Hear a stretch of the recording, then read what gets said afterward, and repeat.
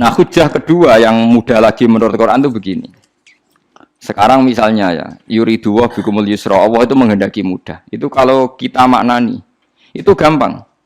Misalnya begini, ya ini yang ada ya, nyata dalam sejarah.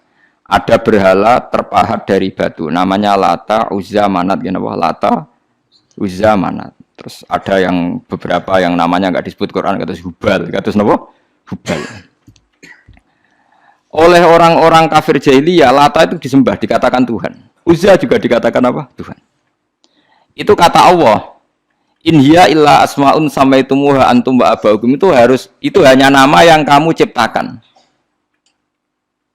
Makanya Allah ngendikan kalau barang tidak benar kaburos kalimatan takhruju min afwahim. Niki rungokno nggih kanca-kanca terutama sing hafal Quran. Misalnya aku darani Mustafa iku ganteng, Mustafa iku sugih. Itu namanya kalimat yang keluar dari mulut saya, tapi hakikatnya kan tidak ada. Nyatane ora ganteng, nyatane ora sugih. Tapi ini menjadi kalimat karena kadung keluar dari mulut. Kula baleni, tapi ini menjadi kalimat karena kadung keluar dari apa? Mulut. Misalnya saya bilang, wah Ruhin rambutnya lurus, alim, ganteng, pinter. Ini hanya keluarnya kalimat yang keluar dari mulut, tapi kan nggak ada kenyataannya. Nah, ketika orang kafir bilang berhala itu Tuhan, itu kalimat yang keluar dari mulut. Nah, kalau hakikatnya ya batu bukan Tuhan, hakikatnya itu batu. Berarti namane pangeran Lata Uzza itu batu apa pangeran? Batu. Nah, makanya kalau Allah mengkritik orang kafir, misalnya Allah dikatakan punya anak, Yesus itu Tuhan. Ngendikane Allah napa kaburas kalimatan takhruju min afwahim. Sungguh kalimat itu satu kalimat yang salah, tapi yang kadung keluar dari mulut mereka. Jadi nomor dua, ada kalimat yang memang benar. Berarti saya mengatakan 1 ditambah 1 2, 2 tambah 2 4. Nah itu baru hak karena nyata. Dikatakan apa enggak dikatakan ya tetap 2 ditambah 2 4. Sama dengan la ilaha illallah. Jadi la ilaha illallah itu sudah wujud sebelum dunia ngakui la ilaha illallah itu sudah ada apa belum? Kalau bedai. Sebelum ada orang Islam di seluruh dunia, Allah satu itu sudah wujud belum? Sudah. Kenyataan ini sudah ada belum? Sudah. Lah berhubung sudah kadung ada, kita hanya menyaksikan asyhadu, saya bersaksi, a'lamu, saya tahu. Karena sudah ada, makanya disebut fa'lam annahu la ilaha illallah. Wong sudah ada, kita tinggal tahu, tinggal bersaksi. Nah, kalau yang tidak ada itu mbok dikatakan pun tetap tidak ada, itu hanya jadi kalimat yang keluar dari mulut, wong barangnya tidak ada. Itu disebut apa? Kaburas kalimatan takhruju min afwahim. Iyaquluna illa kadziba. Jadi kalimatnya itu ada, tapi fakta yang ditunjuk kalimat itu tidak ada. Faham ya lah. Mulanya ciri utama agama itu kul ja'al haqqu wa zahaqal batil. Barang hak itu pasti ada, yaitu Allah. Barang batil ya pasti tidak ada. Pangeran telu itu tidak ada. Watu jadi pangeran ku ora ono. Santet ngasari dadekno aku mati ku ora ono. Mulane kula nek santet wong ora tau ndonga tolak santet. Wong cara kula santet mboten enten. Nah, percaya jajal kok sing mati ra kowe, paham gitu. Dini gitu. Memang enggak ada. Lho soal misalnya tapi wonten Gus yang mati ana dome ning wetenge ngene. Ya sing ana dom. Iku jenenge ya ora santet biasa wedok. Lah nek mati kena santet itu biasa kepelitis truk ya mati. Kena virus. Cara kula dipanteni santet itu malah lambat, kadang 3 dina lagi mati. Cas pleng truk. Cas pleng meneh pesawat. Jadi ini yang paling angel nih bab tauhid. Sebenarnya tauhid itu gampang, buatan jelimet. Makanya Allah melatih kita yuridu wa bikumul yusra. Andekan manusia seluruh dunia dipoling untuk melihat Lata dan Uzza, itu apa? Enggak usah ada orang Islam, enggak ada orang kafir, enggak usah intervensi. Pasti mereka jawab itu batu. Andekan Isa Yesus itu dipampang di dunia, orang poling, orang Islam kafir, enggak ada yang intervensi. Pasti akan bilang itu manusia. Paham ya? Tapi lewat rekayasa dicitrakan itu Tuhan. Lata Uzza dicitrakan itu Tuhan. Nah, itu disebut wa makaru wa makarawa. Jadi dimakruh. Dia didesain sedemikian rupa. Misalnya di Yunani itu orang kalau bilang Tuhan itu akal, makanya bilang logos. Log itu logos.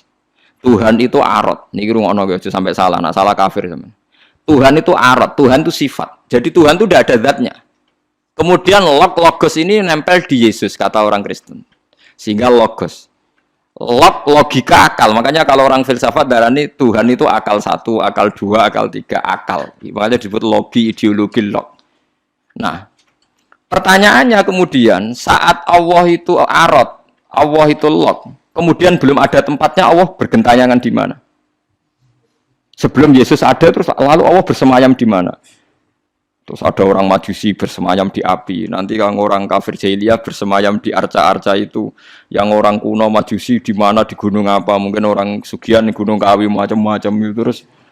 Wah, itu kan terus jadi repot. Repotnya adalah kalau sifat itu harus nempel di dat. Dan datnya mana nggak jelas. Itu satu. Nomor dua, sifat itu sama mausuf itu mesti dulu mausufnya. Nah, makanya kata ahli ilmu kalam, jangan pernah kamu mengatakan Tuhan itu sifat. Kalau Tuhan sifat nanti butuh nempel nopo? Zat. Makanya terus kita diajari walillahil asmaul husna. Allah itu zat. Kemudian pada zat ini ada asmaul husna. Jadi mulai dulu Allah itu al-qayyum, zat yang berdiri sendiri. Nah, ini pentingnya ngaji. Mulane wong alim-alim mesti wali. Ana wong alim ra wali, goblok-gobloke wong alim. Mergo seneng dhuwit kudune wong alim iku wali. Nah, Imam Syafi'i ketika disebutno wali si awali si B jadi. Nah aku ra wali ning dunya ora ono wali jadi. Dadi idza lam takunil ulama auliya alillah fama ala wajil ardi min waliyin. Nah, ulama wis gak wali ning dunya wis ora ono napa wali. Karena hanya ulama yang bisa menjelaskan kenapa harus ada tauhid. Nah, ulama ngerti logikane. Fa'lam annahu la ilaha illallah. Kamu tahu. Bisa diketahui itu karena barangnya sudah hak, sudah wujud. Kalau barangnya belum wujud kan tidak bisa diketahui. Misalnya begini, berhala Lata Uzza itu yang bisa diketahui satu, bahwa itu batu. Karena batu itu wujud, ya, batunya itu wujud. Tapi sifat ketuhanannya Lata Uzza tidak wujud. Makanya nggak bisa diketahui. Oh, nggak wujud. Agar barang ra wujud kan nggak bisa nopo diketahui.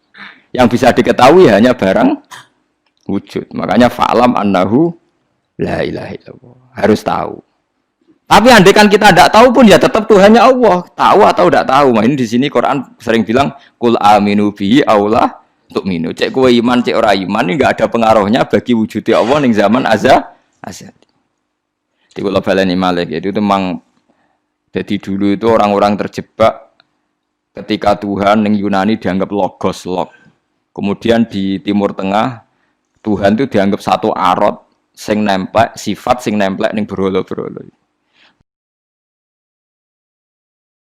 Nggo ning gone daerah Majusi ning wasani sing nemplek ning napa geni macam-macam. Mon niku walhasil akhirnya semuanya itu kalah dengan tauhid sing digawa Kanjeng Nabi Muhammad sallallahu alaihi wasallam. Bahkan sekarang tiang Nasrani pun itu tidak pede dengan teori trinitasnya. Orang kan sekarang tahu semua kan perdebatannya Ahmad Didat sama Stanley Fischer itu macam-macam. Itu kan sampai ada seorang mahasiswi dari Swiss ketika yakin sifat Tuhan yang dijelaskan Ahmad Didat bilang sepertinya Tuhan Anda lebih menarik. Karena dibilang Tuhan Islam itu tidak punya anak, tidak diperanakkan, tidak ada padanannya. Kalau Tuhan Anda ini padanannya banyak gini-gini terus itu ada orang tertarik. Sepertinya Tuhan Anda lebih menarik. Karena sifatnya lebih apa? Ya lebih menarik. Terus tadi maknanya walat itu kalau menurut ilmu kalam itu dua. Walat itu anak fisik, anak gen. Atau walat maknanya tawalud, konsekuensi dari satu hal. Tapi tidak karena diciptakan. Itu tadi misalnya HP dan pulpen ini benturan itu menimbulkan suara. Suara ini diciptakan HP apa suara itu tidak ada yang menciptakan? Yuna ilmu kalam dibakas. Nah kamu bilang diciptakan HP, HP-nya sendiri tidak merasa menciptakan. Batu sama batu benturan terus ada suara. Kamu bilang diciptakan siapa? Diciptakan batu. Batunya takoi. Kamu yang menciptakan suara itu. Enggak, saya tidak punya akal kok. Paham? Nah, lalu yang menciptakan suara itu siapa? Suara itu udah ada. Yang ada itu kamu dengar suara. Soalnya kupingem darani ngono iku suara. Tapi nak cara akal darani sing ngono apa ya watu. Watune apa benturan. Iki cara ilmu kalam. Lah suarane piye krupingku kungku swara. Ya sudah begitu aja dah. Jangan sampai kamu menganggap kejadian alam ini kebetulan. Itu kue yang melukai tauhid. Semua alam raya ini diciptakan secara sengaja dengan irodah oleh Allah Subhanahu wa taala. Jadi lam yatawallat min wujudihi syai'un. Jangan sampai kamu berkeyakinan setelah Allah wujud otomatis makhluknya wujud. Berarti wujudnya makhluk tanpa kehendak Allah. Itu keliru. Itu ya termasuk tawalud. Kalau kamu meyakini begitu berarti terjadi keyakinan apa? Tawalud. Setelah ada Allah otomatis makhluknya ada. Itu ya dosa besar. Kafir. Nah, cuma dosa besar tapi apa? Kafir.